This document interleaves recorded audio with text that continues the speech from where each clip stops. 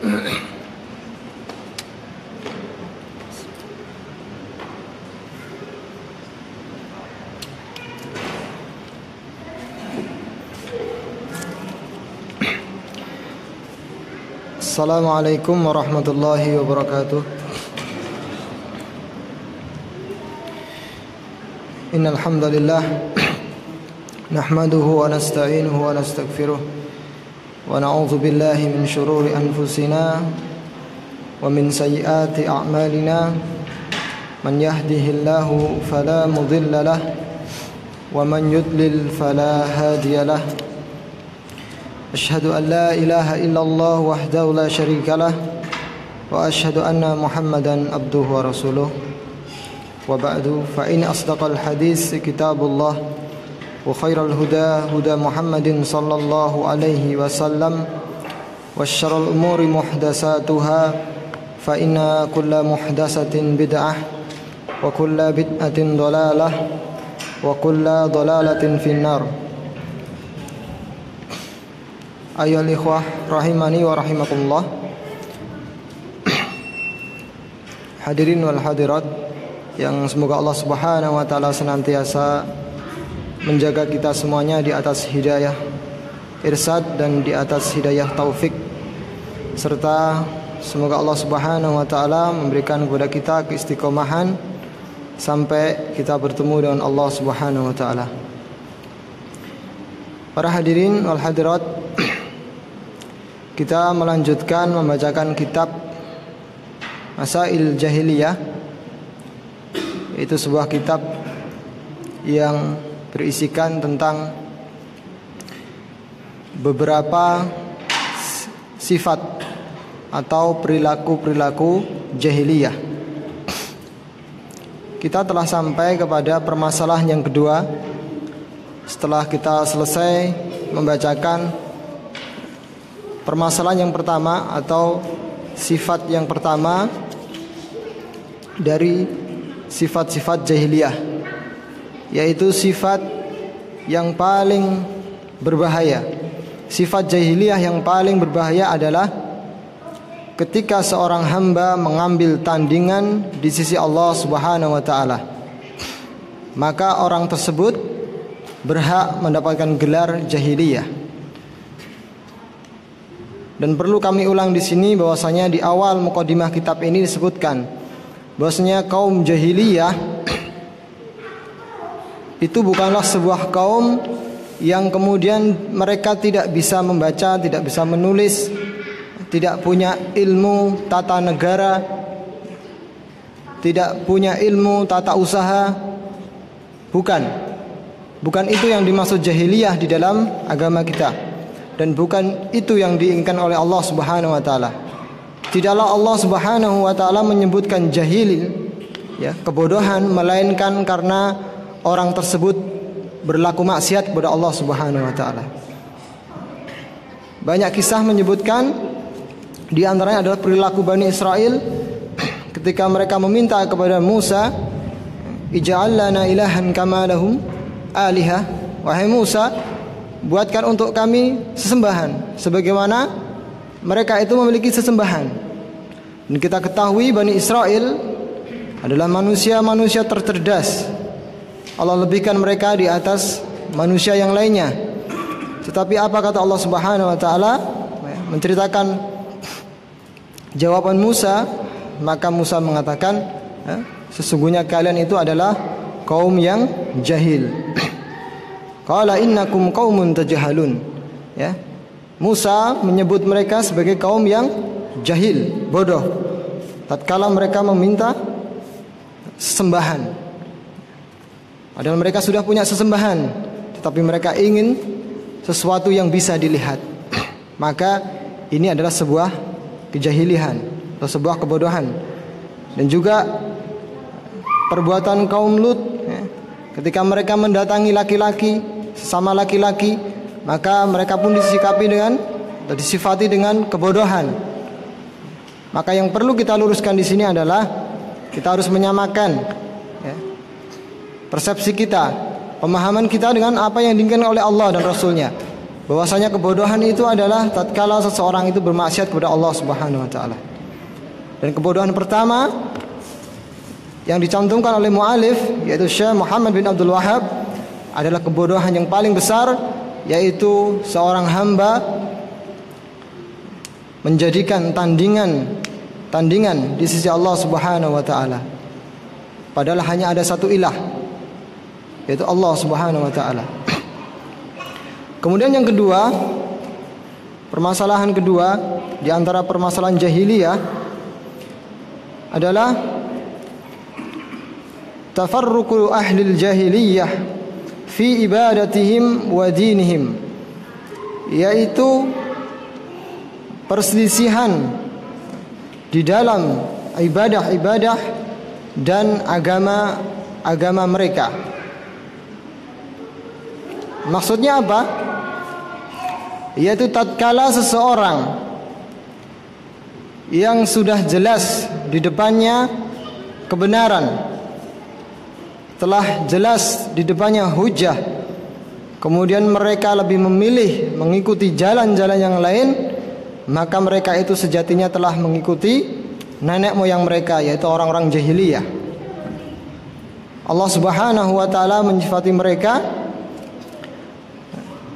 dengan memecah belah, tidak mau berjamaah, maksudnya tidak mau berkumpul di atas kebenaran.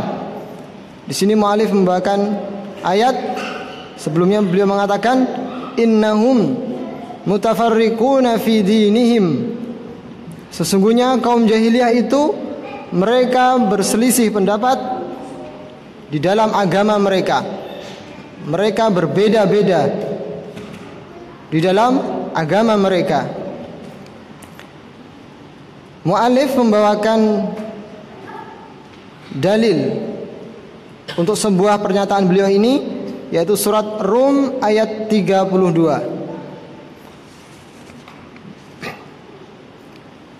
Yang mu'alif hanya menyertakan ayat yang ke-32 saja, tetapi saya bacakan mulai ayat ke-31. Wala takunu minal musyrikin, dan janganlah kalian itu menjadi orang-orang musyrik, seperti orang-orang musyrik. Minal ladzina farraqu dinahum, yaitu seperti orang-orang yang memecah belah agama mereka.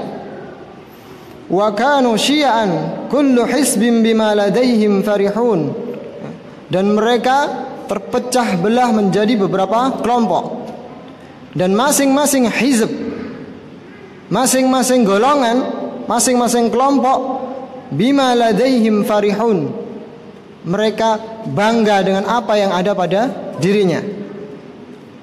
Ini adalah kabar dari Allah Subhanahu wa taala dan juga larangan.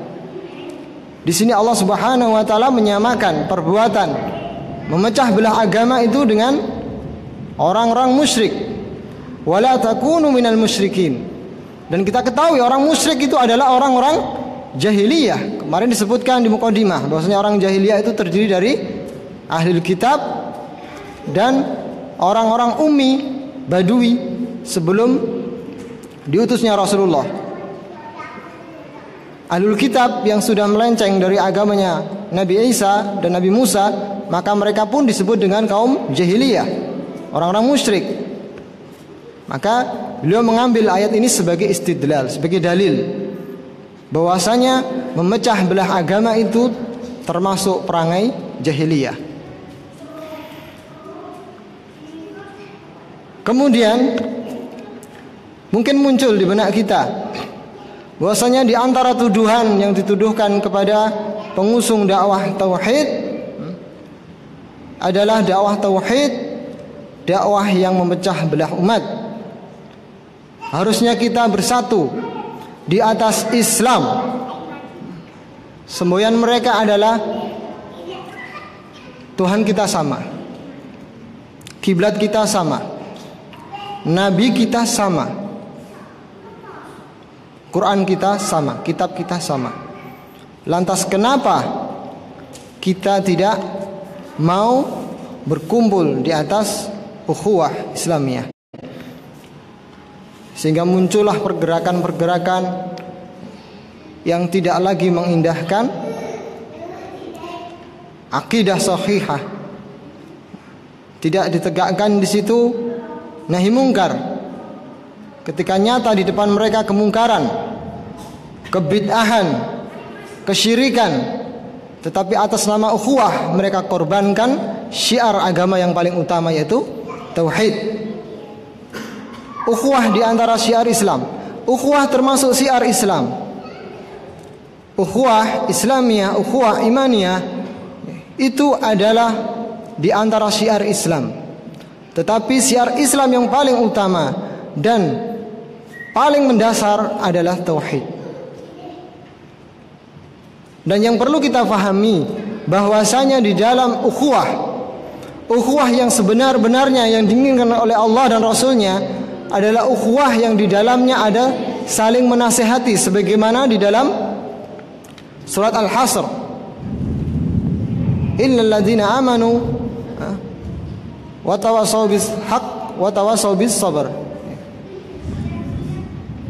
Allah Subhanahu wa taala berfirman, wal asri innal insana lafi khusrin illa alladzina amanu wa amilus solihat wa tawassaw bil haqq wa tawassaw bis sabr. Tetap harus ditegakkan yang namanya amal ma'ruf nahi mungkar. Maka tatkala kita korbankan nilai tauhid hanya untuk menciptakan ukhuwah semu atau ukhuwah yang dibangun di atas kecintaan belaka tanpa didasari dengan nilai-nilai tauhid, maka ukhuwah seperti ini tidak akan lama. Oleh karena itu, sejatinya mereka itu adalah orang-orang yang memecah belah agama. Karena yang dimaksud di sini kaum yang memecah belah agama mereka itu adalah mereka yang memecah belah ajaran dari Allah Subhanahu wa taala. Kita ketahui bahwasanya Allah Subhanahu wa taala adalah Esa. Maka syariatnya pun pasti satu. Maka tatkala seseorang itu memecah belah syariat Allah, tidak mengikuti syariat Allah, maka saat itulah mereka dikatakan memecah belah agama Allah Subhanahu wa taala. Oleh karena itu benarlah perkataan Rasulullah sallallahu alaihi wasallam dan juga tafsir para sahabat ketika menafsirkan jamaah. Apakah jamaah itu yang disebutkan oleh Rasulullah bahwasanya semua golongan itu akan masuk ke neraka dari 73 golongan. Kemudian yang masuk surga adalah al-jamaah. Kemudian disifati apa itu jamaah? Rasulullah mengatakan ma huwa ana alaihi wa ashabi, yaitu sebuah milah yang aku dan para sahabatku berada di atasnya. Itulah jamaah yang diinginkan oleh Allah dan Rasulnya. Meskipun tatkala kita menerapkan itu, kita dianggap memecah belah, kita menyelisihi keumuman manusia. Apabila manusia itu berada di atas satu kesatuan tetapi batil, kemudian kita menyelisihinya, maka kita tidak disebut dengan memecah belah agama. Mungkin sering kita dilayangkan kepada orang-orang yang mendakwakan tauhid, kenapa Anda merusak tatanan yang sudah baik? Dari dulu Islam ini ya seperti ini, sudah berjalan bertahun-tahun, tetapi Anda datang kemudian menyatakan ini khurafat, ini bid'ah, ini syirik, ini memecah belah kaum muslimin.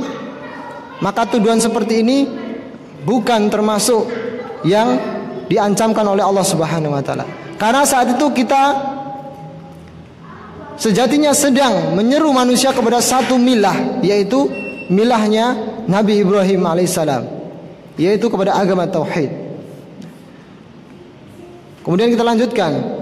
Mu'alif mengatakan wa kadzalika fi dunyahum, dan orang-orang jahiliyah itu ternyata tidak hanya di dalam agamanya mereka berselisih itu, bahkan di dalam urusan dunia mereka.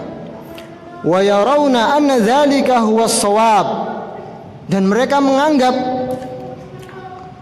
hal itu adalah sebuah kebenaran. Dan hizb atau hizbiyah, berkelompok-kelompok sebagaimana sindir oleh Allah Subhanahu wa taala, wa kanu atau kullu hizbin bima ladaihim farihun. Masing-masing hizbiyah, masing-masing kelompok itu bangga dengan apa yang ada pada diri mereka. Maka ini bisa menimpa setiap kaum muslimin. Oleh karena itu penting untuk kita sampaikan. Kita melihat fenomena dakwah begitu tersiar, alhamdulillah. Muncul organisasi-organisasi yang telah mendahului organisasi sebelumnya, organisasi-organisasi Islam, ormas-ormas Islam. Kemudian muncul lagi yang lebih kecil daripada ormas, yayasan-yayasan yang bergerak di bidang dakwah dan Islam. Muncul lagi komunitas-komunitas dengan bendera-bendera mereka.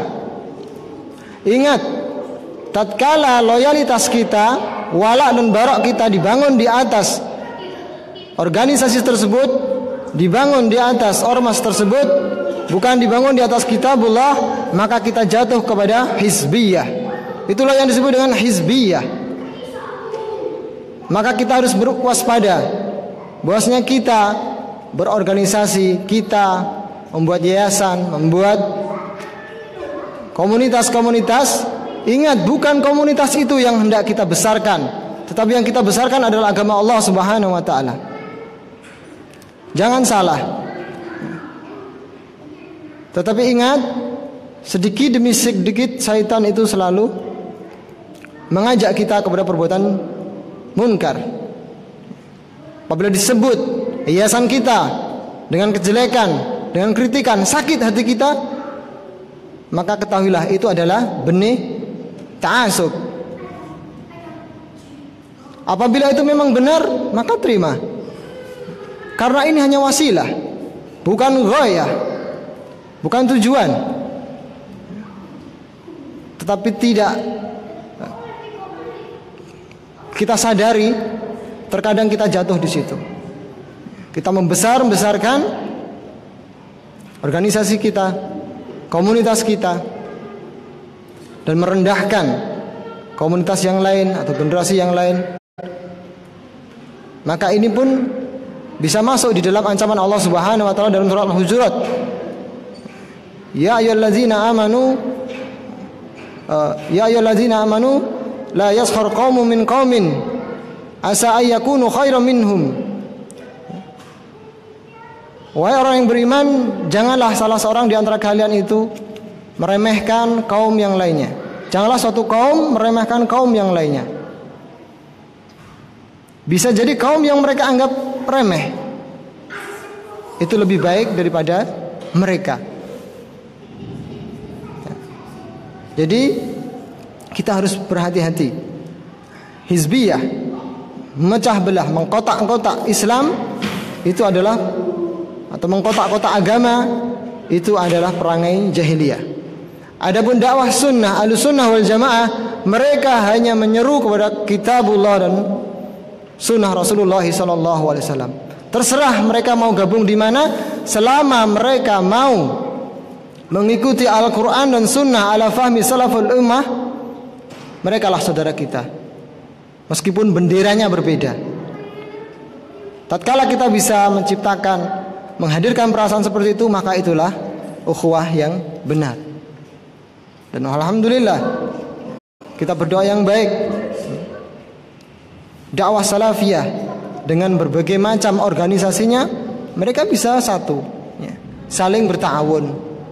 Tidak harus saling menjatuhkan, tidak harus saling bersaing. Kalau sudah muncul persaingan yang tidak benar, persaingan yang menimbulkan ujub, saya lebih baik, itu lebih buruk, kita lebih maju, mereka tertinggal.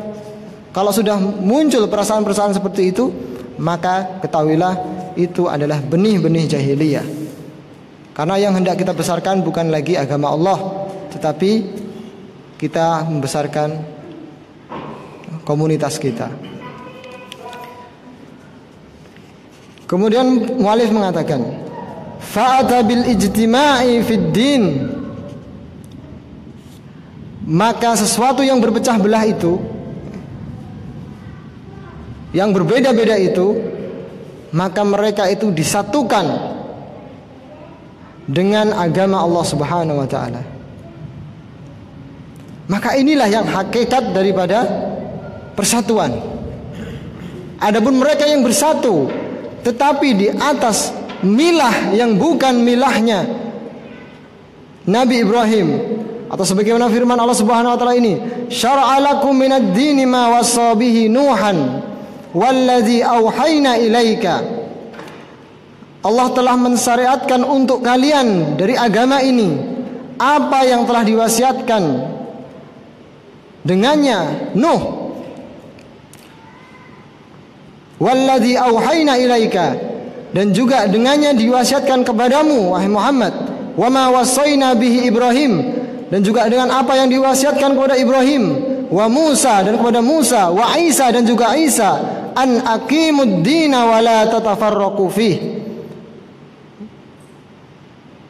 Jadi yang menyatukan kita adalah agama atau wasiat Allah Subhanahu wa taala yang diberikan kepada Nuh, kemudian kepada Nabi kita Muhammad, kepada Nabi kita Ibrahim, Nabi Musa dan Isa. Apa? An aqimuddin, yaitu menegakkan agama. Bukan golongan, bukan organisasi, juga bukan yayasan, bukan komunitas.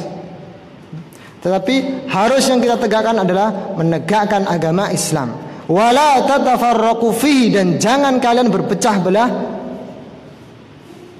di atas agama tersebut. Berarti apabila seseorang menyelisih milah, menyelisih ajaran yang diajarkan oleh Rasulullah, kemudian mereka bangga, menolak dengan mudahnya setelah sampainya hujah kepada mereka, maka sesungguhnya mereka hakikatnya adalah memecah belah agama Allah Subhanahu wa taala. Wa qala ta'ala, dan Allah Subhanahu wa taala juga berfirman, mu'allif membawakan dalil berikutnya, innal ladzina farraqu dinahum, sesungguhnya orang-orang yang memecah belah agama mereka, wa kanu syi'an, dan mereka berkelompok-kelompok, lasta minhum fi syai'in, maka tidak ada sedikit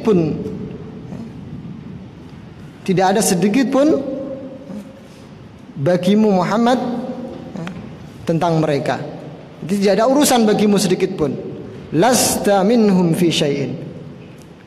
Jika mereka telah berpecah belah, telah berselisih, memecah belah agama yang satu ini dengan pendapat-pendapat mereka, dengan perkataan-perkataan tokoh mereka, membenturkan perkataan Allah dan Rasulnya dengan perkataan seseorang, maka Nabi kita berlepas diri dari mereka. Lasta minhum fi syai'in.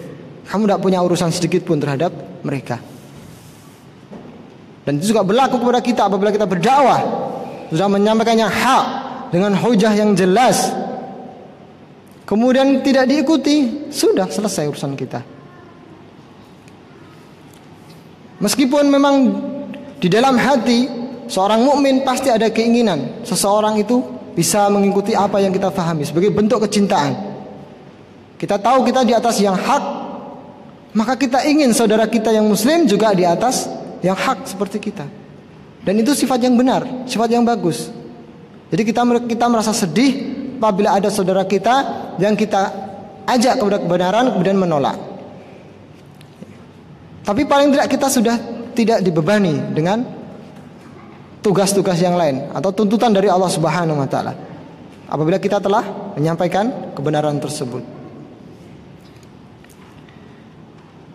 Dan juga mu'allif mengatakan, wa nahana an musyabahatihim biqaulihi ta'ala wa la takunu kalladzi tafarraqu wa ikhtalafu min ba'di ma ja'ahumul bayyinat.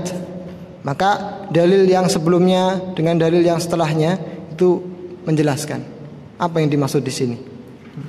Dan juga Allah Subhanahu wa taala melarang kita dari menyerupai orang-orang jahiliyah tersebut, dari menyerupai sifat-sifat mereka. Dengan firman Allah Subhanahu wa taala, "Wa la takunu kalladzi tafarraqu." Dan janganlah kalian menyerupai orang-orang yang berpecah belah tersebut. Waqtalafu, dan berselisih.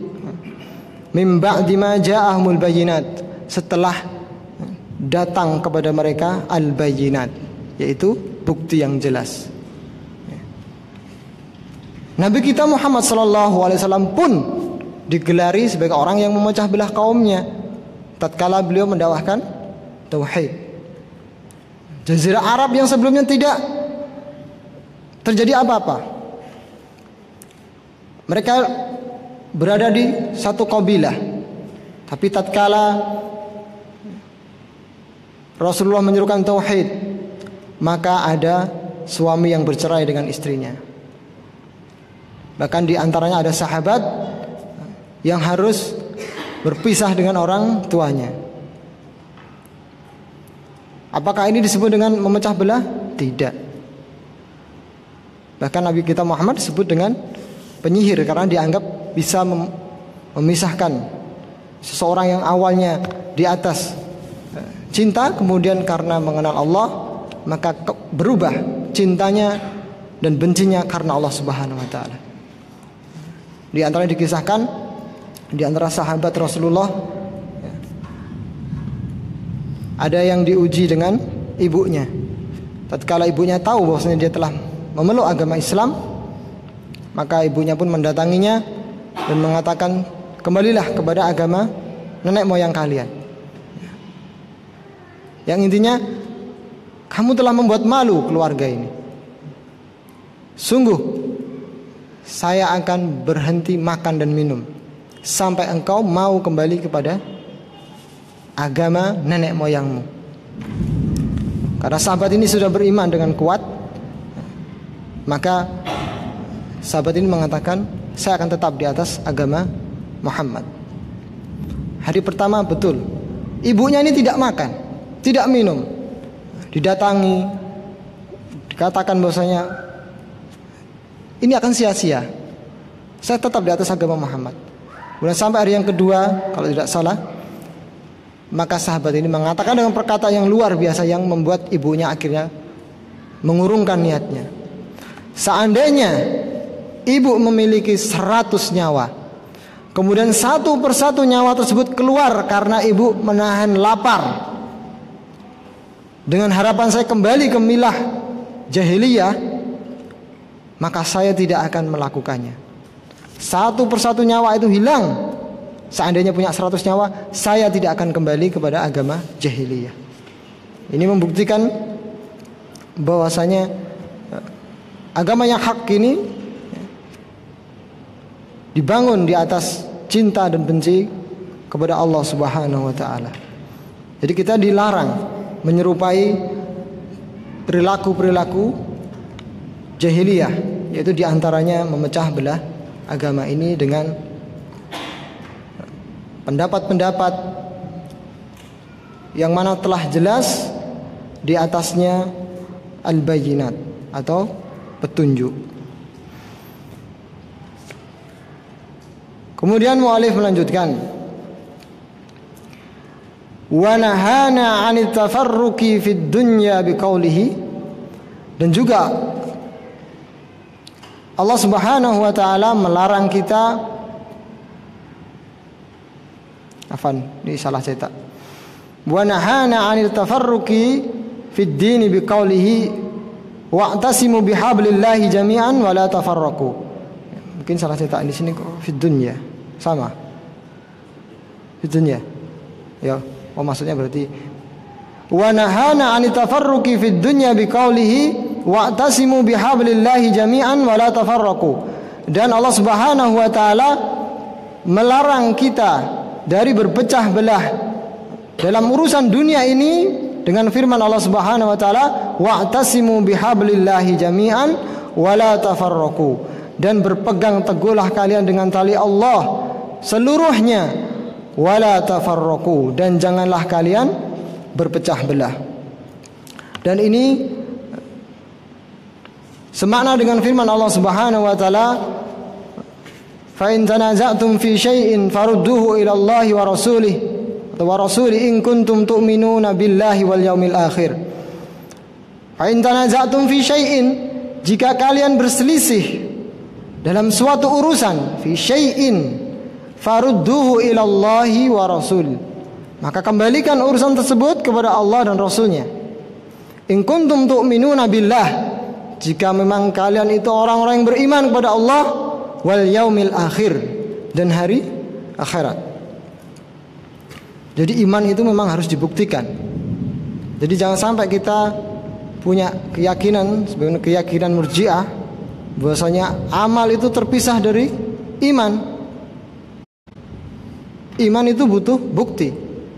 Dari sini bisa kita ambil pelajaran. Allah mengatakan, jika kalian berselisih dalam suatu urusan, maka kembalikan urusan tersebut kepada Allah dan Rasulnya. Ini kan perbuatan, sebuah sikap.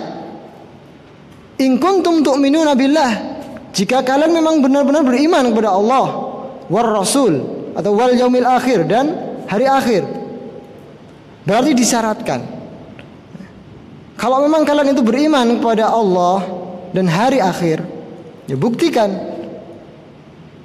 yaitu dengan ittiba, mengikuti Rasul sallallahu alaihi wasallam. Jangan sampai kemudian kita mengaku beriman kepada Allah dan Rasulnya, mengaku beriman kepada Allah dan hari akhir, tatkala Allah dan Rasulnya menetapkan suatu urusan, kemudian ada pilihan, kita memilih dengan pilihan yang lain yang bukan pilihan Allah dan Rasulnya, maka ini termasuk sikap di dalam beragama. Apabila Allah wa idza qadallahu wa rasuluhu amran, jika Allah dan Rasulnya telah menetapkan suatu keputusan, wa idza qadallahu wa rasuluhu amran ay yakuna lahumul khiyaratu min amrihim, kemudian masih ada pilihan di sisi mereka. Kalau masih seperti ini, maka mereka mendapat ancaman dari Allah Subhanahu wa taala. Oleh karena itu, kita harus membuktikan iman kita kepada Allah Subhanahu wa taala apabila Allah dan Rasulnya telah menjanjikan suatu janji atau memberikan suatu ketetapan, maka ketetapan itulah yang harus kita ikuti. Kemudian saya bacakan sebuah kutipan dari Syekh Fauzan. Beliau mengatakan, apabila kita dilarang untuk berpecah belah, maka hakikat persatuan itu seperti apa? Apabila berpecah belah itu adalah perangai jahiliyah, maka lawannya berkumpul di atas kebenaran, al-ijtima', kesatuan, maka itu adalah perangai orang Islam, bersatu di atas kebenaran. Beliau mengatakan asbabul ijtima', sebab-sebab persatuan. Jadi persatuan yang hak, yang benar itu sebab-sebabnya sebagaimana disebutkan oleh beliau. Tashihul aqidah, yaitu dengan membenarkan atau mensucikan atau membersihkan akidah, keyakinan-keyakinan.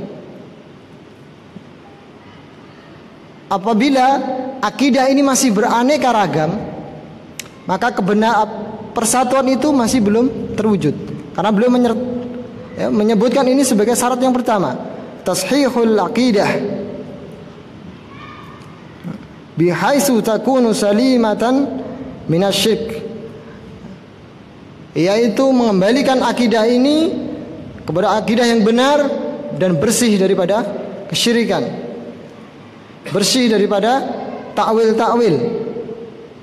Oleh karena itu ulama kita membuat sebuah kitab khusus tentang akidah banyak sekali, yaitu mengembalikan akidah, keyakinan kaum muslimin sebagaimana akidah yang dipegang oleh Rasulullah dan para sahabatnya.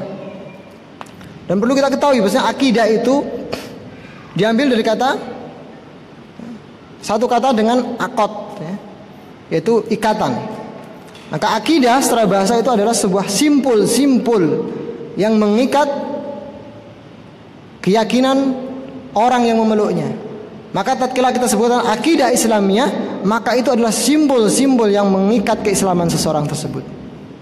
Dan hati-hati, memang bisa jadi orang itu punya akidah sesuai dengan Al-Quran dan Sunnah, dalam beberapa hal dia menyelisih satu hal. Itu sudah harus waspada, sudah lepas satu simpulnya, belum lepas semuanya. Oleh karena itu ulama tulis supaya kita hati-hati. Apabila satu persatu akidah itu luput dari kita, maka akan hilang Islam dari kita. Dan simbol akidah yang paling besar adalah rukun iman.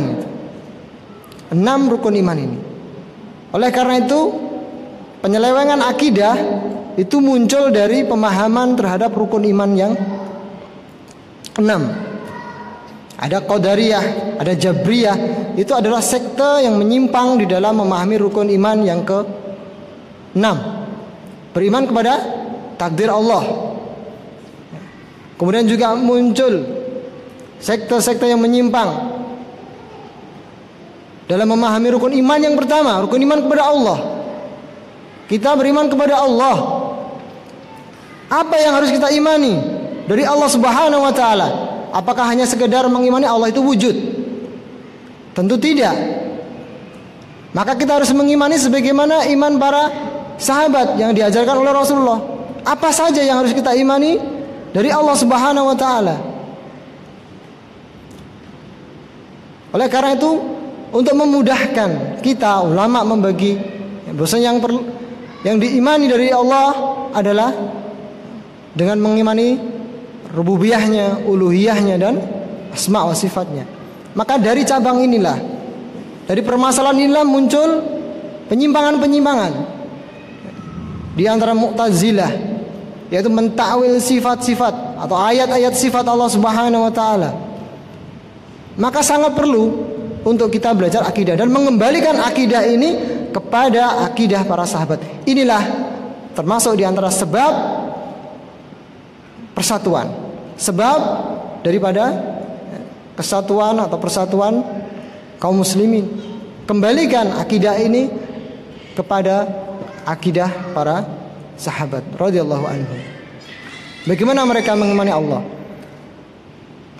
Bagaimana kita bisa bersatu dengan suatu kaum yang mengatakan Allah itu di mana-mana? Dan Allah dan Rasulnya dan para sahabatnya mengakui bahwa Allah fis sama. Allah beristiwa di atas ars dengan kemuliaannya dan ketinggiannya. Laisa kamitslihi syai'un, tidak bisa disamakan dengan sesuatu pun. Namanya boleh sama, hakikatnya tidak sama. Kita terima kabar dari Allah dan Rasulnya ya sebagaimana kabar itu datang. Tidak ribet sebenarnya. Tapi muncul kaum-kaum yang menyimpang dari akidah Ahlussunnah, akidah para sahabat. Maka harus perlu sekali untuk kembali kepada akidah yang sahihah. Itu yang pertama. Kemudian yang kedua,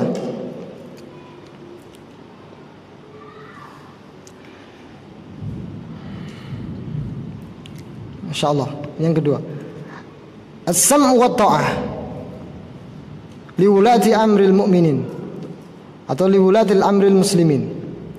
Ternyata di antara sebab persatuan kaum muslimin setelah membenarkan akidah, mengembalikan akidah itu kepada akidah para sahabat, maka termasuk sebab yang kedua adalah mentaati pemimpin kaum muslimin yang ada. Dan kita ketahui akidah ini pun, dan ini masuk dalam kitab akidah juga. Kalau kita membahas atau membaca kitab-kitab akidah, maka tidak akan luput dari pembahasan muamalatul bil hukam, yaitu berinteraksi dengan pemimpin. Jika kita membaca kitab-kitab akidah ulama-ulama terdahulu, selain rukun iman, maka di antara akidah kaum muslimin adalah berbicara tentang bagaimana seharusnya sikap kaum muslimin terhadap pemimpinnya, orang yang memegang urusan mereka. Itu dibahas dalam kitab akidah. Oleh karena itu Sangat penting kitab akidah itu harus diajarkan. Karena itu prinsip. Akidah itu prinsip. Sehingga kita di dalam memahami agama ini, menjalankan agama ini, insya Allah ya, sebagaimana yang diinginkan oleh Allah Subhanahu wa taala, udkhulu fis silmi kafah. Karena Islam itu tidak hanya mengatur urusan kita dengan Allah, tetapi bagaimana Islam mengatur urusan manusia seluruhnya. Bagaimana adab dengan WC saja, ketika kita di WC ada adabnya. Makan ada adabnya. Tidur ada adabnya. Untuk urusan besar yaitu dengan pemerintahan, kemudian tidak ada tuntunannya, mustahil. Allah tuntun, Allah bimbing. Tapi apakah ada kaum-kaum yang memecah belah agama Allah ini? Banyak. Jelas hadisnya, jelas asarnya, masih juga ditakwil. Ini termasuk orang-orang yang dibenci oleh Allah, yaitu memecah belah agama. Agama yang jelas, yang dibawa oleh Allah dan Rasulnya, menjadi berpecah belah karena mereka menyelisih kaum yang terdahulu, menyelisih apa yang benar. Semoga bisa difahami ya, bahwasanya yang dimaksud, yang diinginkan oleh mu'alif termasuk perangai jahiliyah yang kedua ini adalah munculnya sekte-sekte, pemikiran-pemikiran yang dengannya itu nanti agama ini menjadi terpecah belah. Dan ini sudah terjadi. Dan memang sudah dikabarkan oleh Rasulullah akan terjadi perpecahan, perselisihan. Tetapi ingat, satu yang dipuji oleh Rasulullah, yaitu al-jamaah, yaitu ma ana alaihi wa ashabi, yaitu sebuah jalan, sebuah milah yang saya dan para sahabatku di atasnya. Sudah ikuti. Maka sebagai penutup, antum perhatikan sekte-sekte, pemikiran-pemikiran yang menyimpang terhadap akidah yang sahihah ini, antum bisa lihat mereka tidak akan menukilkan perkataan sahabat atau ulama. Cirinya seperti itu. Tetapi akidah atau yang benar, akidah yang benar itu selalu menyertakan perkataan sahabat, pemahaman sahabat bagaimana. Contoh aja yang sempat ramai tentang istiwa. Lihat kelompok yang menyimpang, yang menentang makna istiwa itu adalah bersemayam. Tidak datangkan satupun kaul dari perkataan sahabat, murni dari ra'yu mereka. Inilah sebagian disebut oleh Mu'tazilah. Ya, Mu'tazilah suatu kaum yang mendewakan akal. Meskipun mereka niatnya baik, tapi ingat, sudah disebutkan bahwasanya niat baik saja tidak cukup di dalam menempuh kebenaran di dalam agama ini. Kita lihat di video-video mereka, logika semuanya. Kita bawakan 1000 dalil, Ibnu Qayyim membawakan 2000 dalil tentang ketinggian Allah. Mereka tidak mendatangkan dalil kecuali subhat, mendatangkan ayat tapi bukan dengan pemahaman sahabat. Maka ini ciri, di antara ciri-ciri ya, pemikiran yang menyimpang. InsyaAllah demikian yang bisa kami sampaikan. Sudah azan Isya. InsyaAllah dalam pertemuan berikutnya kita akan membahas masalah jahiliyah yang ketiga. Akhirnya kita tutup dengan doa kafaratul majlis. Subhanakallahumma wa bihamdika asyhadu an la ilaha illa anta astaghfiruka wa atubu ilaik. Assalamualaikum warahmatullahi wabarakatuh.